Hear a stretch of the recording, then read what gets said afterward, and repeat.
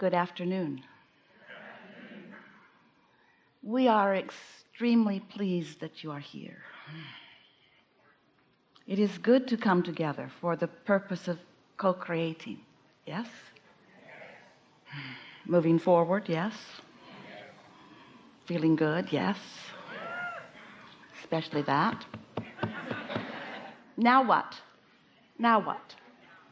You're ready. No warm-up required. There's a lot of trouble in this room. I love and understand that we are here now in this human form to experience love, joy, and all the beautiful things that life has to offer.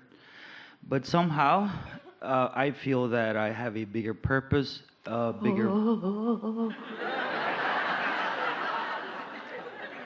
Bigger than that, really? Maybe I said it wrong. Get out. Maybe I said it wrong. Or a different mission. Oh, you can't say anything wrong, but we are wanting to help you to get your priorities straight. That you began with there is the thing that most humans are tripping over more than all other things. You come for this triad of intentions of freedom and growth and joy. And our human friends say, oh, we hear you, Abraham, growth, growth, growth. And we say, take it easy. Freedom and growth and joy. You're so free, you can choose bondage. And the expansion is inevitable. But the purpose must be, as far as your perspective is pointed, it must be joy. Because if joy is not your dominant, far and away your dominant intention, then you cannot consistently be in alignment with all of your resources, and then you cannot have any of the other satisfaction of intentions that you came with. I was referring to a mission, a purpose in life. Sometimes I feel that I'm not doing what I'm supposed to. But you see, when you feel that you're not doing what you're supposed to do, is that a satisfying feeling or an unsatisfying feeling? And we want you to know it is the moment of dissatisfaction that is the problem, not the reason for the dissatisfaction. There isn't something that you're supposed to be doing that when you don't do it, you are missing your point. Every moment in time provides another opportunity to fulfill your reason for being. Every moment in time. Every moment in time, you have the option of choosing alignment or not. It's your choice of satisfaction, your choice of joy, your choice of alignment that makes the difference. Esther woke up a day or two ago and she sat, oh, such a good sleep, rockabye baby, oh, how she likes that, sleeping on a ship. And when she awakened, she was feeling really, really wonderful, and she experienced the processes that she enjoys so much, and she was feeling so much satisfaction and thankfulness of how she was feeling. And she sat to write in her journal for just a little bit, and she began to hear tap, tap, tap, tap, chip, chip, chip, chip, bang, bang, bang, bang, hammer, hammer, hammer, hammer, hammer, hammer, hammer, hammer, hammer. Somebody was doing something somewhere close by. Sounded like it was overhead, like they were removing the bathroom upstairs. Or taking the railing away, or something. And when she first heard it, she thought, whoa, that's disruptive. That's disruptive to my peacefulness. That's disruptive to my pleasure. And then she thought, well, it is what it is, and what is it? And then she thought about this vessel and what it must require to keep it moving for all of us, what it must be like to keep it beautiful and clean and everything that goes on.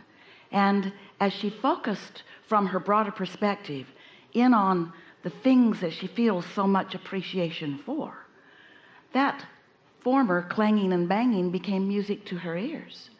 And she realized, she felt us streaming with her, that while maybe she could wrestle somebody to the ground, she doesn't want to, and maybe she could have stopped it, maybe she could have thrown a fit with someone, which is not her style, maybe she could have made the banging stop, or she could do what she must do in her life on a usual moment in time.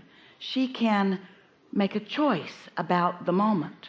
She can make a choice about whether she decides to be unsatisfied or satisfied without demanding that the condition change. There's such power in finding satisfaction without needing the condition to change, because then you can go anywhere, you can be with anyone, you can experience all of the wonder of the world while you maintain your balance. And maybe that's what you were reaching for, as your greater intent. Maybe that's the thing that matters the most. But it certainly isn't gathering together as a group of people and deciding what's right and what's wrong, and then pushing against the wrongness so that the rightness prevails. It certainly isn't demanding your point of view be the point of view of the land. It's you in your full-blown insertion in to this contrasting, this powerful, important contrasting life experience, and you finding a way of regulating your emotional balance, finding a way of finding your vibrational balance, no matter what.